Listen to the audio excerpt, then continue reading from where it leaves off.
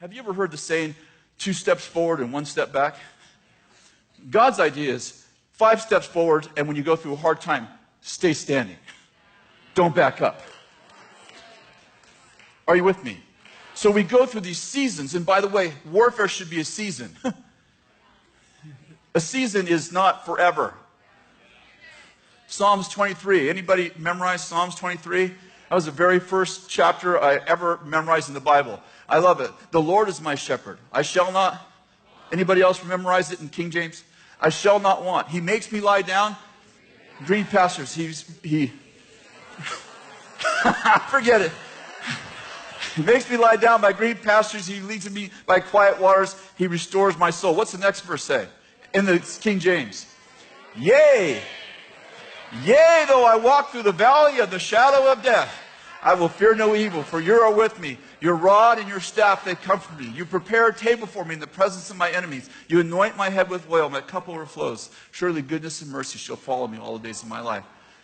I shall dwell in the house of the Lord forever. Food. Here's the point. You lie down in green pastures. You sit by still waters. But how many know you don't camp in the shadow? You don't camp in the valley of the shadow of death. You walk through the valley. Even though I walk through the valley of shadow of death. How many know I don't set up camp there? I don't I think I'll build a house here. We could do this for a lifetime. How many know warfare is supposed to be a season? Thank you, Kris, for that. Some people make it a lifetime. You know, if you focus on the devil, you end up with a big devil and a little God. Some people are hyper double conscious. I was hyper double conscious for probably the first 7 or 8 years of my Christian walk. And how many know if you look for the devil, you'll find him everywhere? Okay, let's finish this part. Finally, be strong in the Lord in the strength of his might. Put on the full armor of God so that you will be able to stand firm against the schemes of the devil. For our struggle is not against flesh and blood, but against rulers, against the powers, and against the world forces of this darkness, against spiritual forces of wickedness in heavenly places. Therefore, take up the full armor of God so that you will be able to resist in the evil day. Everybody say evil day. Having done everything to stand, stand firm. Now, I have to admit, I don't like the evil day. I don't like the standing seasons. I like the sitting seasons. I like the walking seasons. But how many know sometimes you don't get to choose?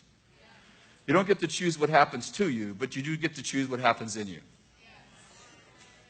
And so the goal of these struggle days is for you to stand firm, not lose ground, and resist. Now, I want to remind you that you were born to win. How many know that Romans 1 says God's invisible attributes, his eternal power, and his divine nature are clearly seen in what God made? In other words, you can look at what God created, and it tells you about God. How many know you're one of God's creations? You have feet that only go forward. You have arms and hands that they only work this way. You have to get someone else even to scratch your back. You got eyes that only look forward. You know, how many know God could have put a backup eye in there? I mean, anybody seen fish? I mean, that God got. How about God's creatures? You know, it talks about these God's pets, and they have eyes all around and inside.